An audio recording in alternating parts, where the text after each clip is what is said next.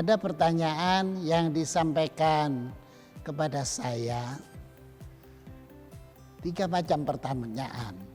Dan saya mencoba untuk memberikan jawabannya yang alkitabiah.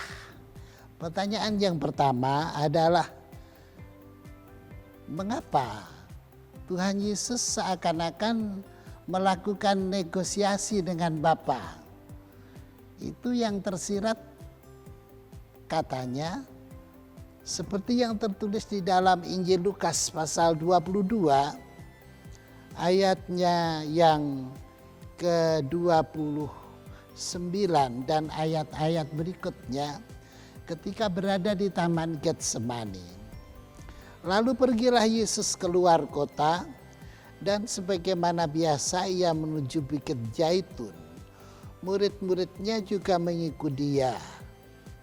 Setelah tiba di tempat itu ia berkata kepada mereka, berdoalah supaya kamu jangan jatuh ke dalam pencobaan.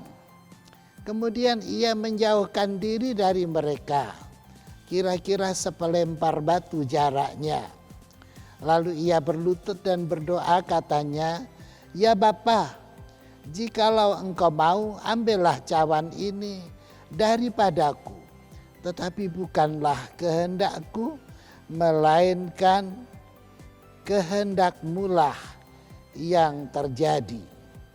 Maka seorang malaikat dari langit menampakkan diri kepadanya untuk memberi kekuatan kepadanya.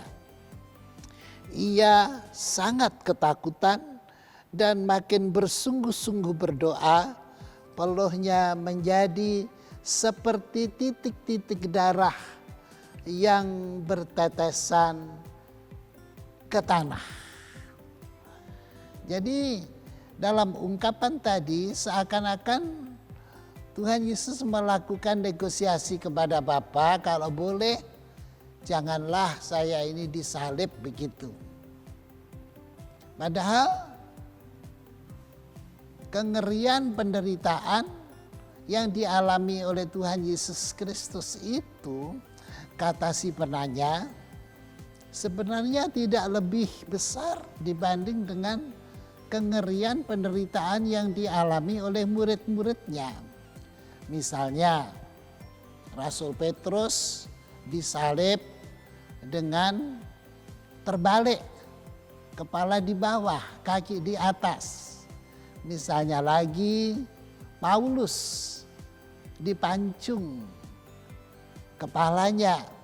Misalnya lagi menurut tradisi Rasul Yohanes itu sampai digoreng di minyak yang mendidih. Jadi bukankah penderitaan rasul-rasul ini lebih hebat dari Tuhan Yesus? Kenapa Tuhan Yesus yang sebenarnya adalah Tuhan Allah melakukan negosiasi? Maka saya berikan jawaban demikian, saudara-saudara, yaitu bahwa murid-murid yang mati itu mereka menanggung penderitaan untuk dirinya sendiri. Tetapi Tuhan Yesus itu menanggung dosa, penderitaan, hukuman seluruh umat manusia dari Adam sampai manusia yang terakhir di kelak kemudian hari. Jadi beban yang dipikul Tuhan Yesus Kristus itu tidak ada taranya. Kalau rasul-rasul itu tadi hanya beban untuk dirinya sendiri, tapi Tuhan Yesus itu memikul beban untuk seluruh umat manusia dari segala zaman. Jadi wajarlah kalau lebih berat, penderitaannya jauh lebih berat. Dan ungkapan Tuhan Yesus seakan-akan menanggung hal itu sebagai sangat berat itu wajar. Karena dia adalah manusia. Dia adalah Allah yang menjadi manusia. Dan ketika menjadi manusia, dia tidak berhenti sebagai Allah. Jadi ungkapan itu tadi menunjukkan yang dikatakan sebagai negosiasi itu adalah menunjukkan bahwa Tuhan Yesus itu adalah 100% manusia. Kami nyatakan sesuai dengan kitab suci, Tuhan Yesus adalah 100% Allah dan 100% manusia. Itu adalah pertanyaan yang pertama. Yang kedua adalah pertanyaan yang menyatakan bahwa mengapa kesengsaraan murid-murid Tuhan Yesus tampaknya lebih besar dibanding dengan Tuhannya. Apakah itu tidak berarti mereka lebih mulia? Jadi pertanyaan yang kedua ini tampaknya berhubungan erat dengan pertanyaan yang pertama tadi, yaitu jawabnya Tuhan Yesus adalah 100% manusia dan Tuhan Yesus bebannya lebih banyak, lebih besar dibanding dengan murid-murid punya beban. Jadi sekarang saya melangkah saja langsung kepada pertanyaan yang ketiga yang menyatakan bahwa apa yang membedakan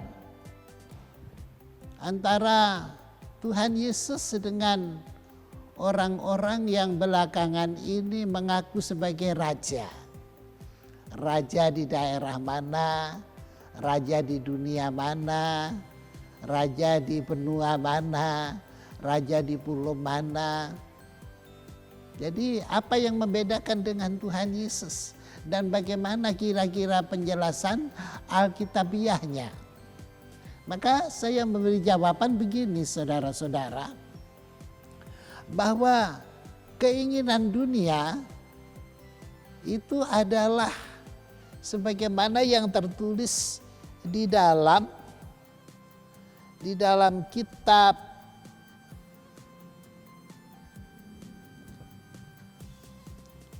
Satu Yohanes pasalnya yang ke-2 ayatnya yang ke-15. Janganlah kamu mengasihi dunia dan apa yang ada di dalamnya. Jikalau orang mengasihi dunia, maka kasih akan Bapa tidak ada di dalam orang itu. Sebab semua yang ada di dalam dunia, yaitu keinginan daging dan keinginan mata, serta keangkuhan hidup, bukanlah berasal dari Bapa, melainkan dari dunia. Dan dunia ini sedang lenyap dengan keinginannya, tetapi orang yang melakukan kehendak Allah tetap hidup selama-lamanya.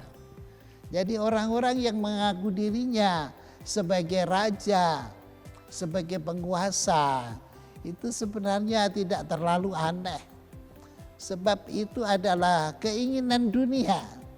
Dan orang-orang dunia memang menginginkan hal-hal seperti itu. Menginginkan kemuliaan dunia. Atau yang di Alkitab tadi ditulis sebagai keangkuhan hidup. Menginginkan keinginan mata. Menginginkan keinginan daging. Jadi keinginan mata, keinginan daging, dan kemuliaan dunia atau hidup dengan jemawa. Ungkapan-ungkapan bahwa mereka itu adalah raja ini menimbulkan kontradiksi bagi pihak-pihak tertentu, bahkan menimbulkan perlawanan. Pertanyaannya, apa yang membedakannya dengan Tuhan Yesus? Yang membedakan adalah bahwa Tuhan Yesus ketika diadili di hadapan Pilatus, maka Pilatus salah satunya bertanya begini, maka kembalilah Pilatus ke dalam gedung pengadilan, lalu memanggil Yesus dan bertanya kepadanya, engkau inikah raja orang Yahudi? Jawab Yesus, Apakah engkau katakan hal itu dari hatimu sendiri, atau adakah orang lain yang mengatakannya kepadamu tentang aku?" Kata Pilatus, "Apakah aku seorang Yahudi? Bangsamu sendiri dan imam-imam kepala yang telah menyerahkan engkau kepadaku. Apakah yang telah engkau perbuat?" Jawab Yesus, "Kerajaanku bukan dari dunia ini. Jika kerajaanku dari dunia ini, pasti hamba-hambaku telah melawan supaya aku jangan diserahkan kepada orang Yahudi. Akan tetapi kerajaanku bukan dari sini." Maka kata Pilatus kepadanya, "Jadi engkau adalah raja?" Jawab Yesus, "Engkau mengatakan bahwa aku adalah raja. Untuk itulah aku lahir dan untuk itulah aku datang ke dalam dunia ini supaya aku memberi kesaksian tentang kebenaran. Tetapi orang yang berasal dari kebenaran mendengarkan suaraku." Kata Pilatus kepadanya, "Apakah kebenaran itu?" Jadi dengan lain perkataan, Pilatus gubernur di daerah Palestina pada waktu itu, khususnya di Yerusalem, dia berkata tidak mempermasalahkan Tuhan Yesus dalam kedudukannya sebagai raja. Karena Tuhan Yesus sendiri menyatakan bahwa kerajaanku bukan dari dunia ini. Itulah yang membedakan mengapa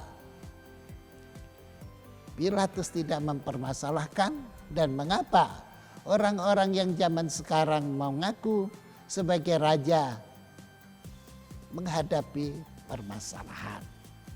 Puji Tuhan, semoga kiranya jawaban ini bisa diterima dan memberikan pencerahan di hati yang menanyakannya.